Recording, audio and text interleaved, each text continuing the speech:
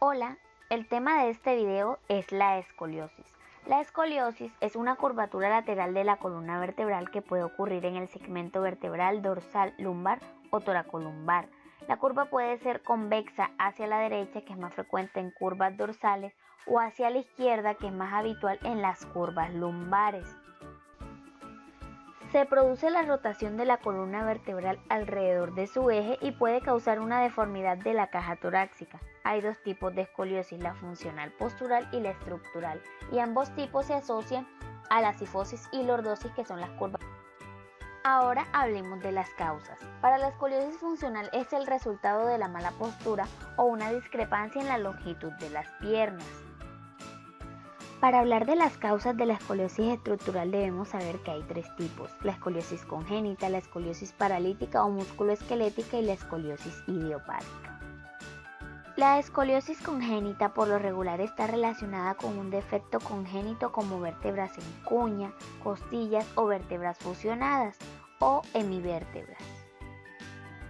La escoliosis paralítica o musculoesquelética se desarrolla varios meses después de la aparición de la parálisis asimétrica de los músculos del tronco, que está causada por una poliomielitis, una parálisis cerebral o distrofia muscular. La escoliosis idiopática es la más frecuente y puede transmitirse como un rasgo autosómico dominante o multifactorial. Aparece en la columna vertebral previamente recta durante los años de crecimiento. Fisiopatológicamente hablando, en la escoliosis las vértebras giran formando la parte convexa de la curva. La rotación provoca la prominencia de las costillas a lo largo de la columna torácica y la asimetría en la columna a nivel lumbar. La curvatura más frecuente en la escoliosis funcional o estructural surge en el segmento torácico, con convexidad a la derecha. Da como resultado curvas compensatorias, ya sea en forma de S o en forma de C. Estas inician en el segmento cervical anterior y finalizan en el segmento lumbar inferior, ambos con convexidad hacia la izquierda, y estas curvas se desarrollan para mantener el equilibrio corporal y acentuar la deformidad. Cuando la deformidad o la enfermedad se establece, pueden presentarse signos y síntomas como dolor de espalda, fatiga, disnea, debilidad en la columna después de pararse o sentarse por mucho tiempo, hombros o cadera que parecen disparejos, dolor en los hombros y curvatura de la columna más hacia un lado. Al examen físico hay una prueba para la detección de la escoliosis. Lo primero que debemos hacer es pedirle al paciente que se quite la camisa y se ponga de pie lo más recto posible. Lo segundo es indicarle que distribuya su peso uniformemente en cada pie. Y lo tercero es observar ambos lados de su espalda, desde el cuello hasta sus nalgas. Lo primero que vamos a identificar es altura desigual del hombro y prominencia del omóplato, distancia desigual entre los brazos y el cuerpo, cintura asimétrica, altura irregular de la cadera e inclinación lateral. Con la espalda del paciente frente a nosotros le pedimos que realice la prueba de flexión hacia adelante. En esta prueba coloca sus palmas juntas y se le pide que incline lentamente hacia adelante su cuerpo manteniendo la cabeza baja. Lo que vamos a identificar aquí es una columna dorsal asimétrica o caja torácica prominente, lo que es conocido como joroba o jiba costal, y una cintura asimétrica. La exploración física revela altura de hombros y crestas ilíacas y niveles de codo desiguales, y los músculos en el lado convexo de la curva pueden ser redondeados, mientras que los del lado cóncavo se vuelven planos, produciendo una simetría de los músculos paravertebrales.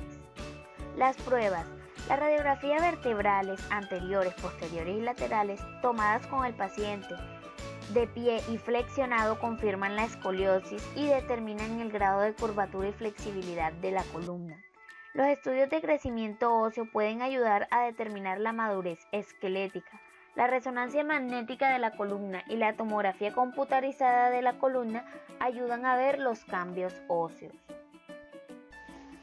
En el tratamiento tenemos intervenciones que incluyen la observación, ejercicios, el uso de corsé y una cirugía o una combinación de estos. Para que el tratamiento sea más eficaz, se debe comenzar pronto, es decir, cuando la deformidad espinal sigue siendo sutil. Para la adecuada elección de tratamiento debemos tener en cuenta que hay distintos tipos de curvas en la escoliosis.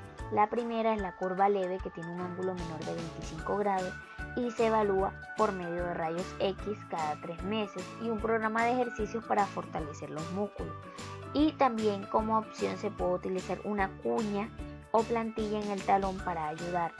Tenemos la curva moderada, que va de 25 a 40 grados su ángulo, que se utiliza corsé, o una alternativa es la estimulación eléctrica transcutánea del nervio. El corsé puede detener la progresión en la mayoría de los pacientes, pero no previene la curva establecida. Y la curva peligrosa, que es de 40 o más y requiere cirugía, porque recordemos que una curva lateral progresa a la velocidad de 1 grado por año, incluso después de la madurez esquelética. Cuidados. En caso de que el paciente necesite tracción o yeso antes de la cirugía, se revisa diariamente la piel alrededor del borde del yeso. Se debe mantener el yeso limpio y seco y los bordes en formato de pétalo, es decir, acolchado. Bajo la piel se le advierte al paciente que no inserte nada ni deje que debajo del yeso quede nada, que informe de inmediato si presenta grietas en el yeso, dolor, ardor, escoriaciones en la piel, entumecimiento o si siente mal olor. También se debe mantener alerta ante las laceraciones de la piel y los signos del síndrome del yeso, como náuseas, presión abdominal y dolor abdominal vago. Como enfermeros también tenemos que educar al paciente para la utilización del corsé. Lo primero que debemos hacer es indicarle al paciente que utilice este aparato ortopédico 23 horas al día y que solo lo retire para bañarse y hacer ejercicio. También le recomendamos al paciente que se acueste y descanse varias veces al día hasta que logre acostumbrarse a este aparato ortopédico. Para prevenir escoriaciones en la piel, recomendamos que no se usen lociones, ungüentos o talcos en el área donde el corsé entra en contacto con la piel. En su lugar, se debe emplear alcohol para uso tópico o tintura de benzoína compuesta para endurecer la piel. También se le indica al paciente que mantenga la piel seca y limpia y que utilice una camiseta ajustada debajo del corset. Se le enseña al paciente a girar el cuerpo completo y no solo la cabeza al voltear hacia un lado. Y para el paciente con yeso o en tracción, antes de la cirugía se le explican los procedimientos a la persona y a su familia.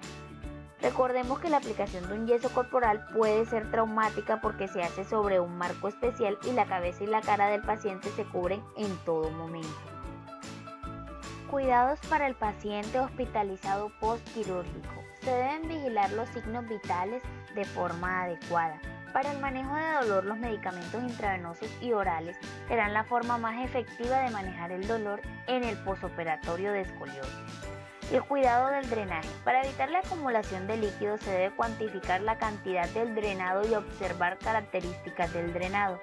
Cuidado adecuado de las heridas y evitar úlceras por presión.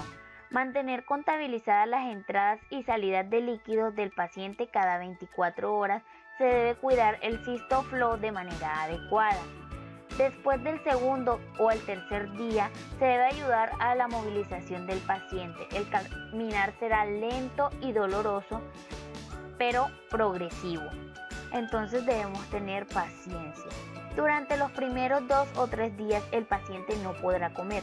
Esto debido a la dificultad de digerir los alimentos. Se comenzará a administrar una dieta líquida para ir progresivamente incluyendo alimentos blandos y por último alimentos sólidos de forma lenta y en pequeñas cantidades.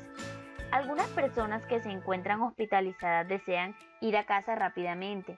En algunos casos se recomienda prolongar la estadía del paciente en el centro de salud, principalmente cuando se trata de adultos mayores. Para que un paciente pueda ser dado de alta después de una cirugía de escoliosis debe al menos orinar normalmente, caminar, no tener fiebre, alimentarse regularmente. Gracias por tu atención y recuerda, juntos formamos un gran equipo y cada gesto cuenta.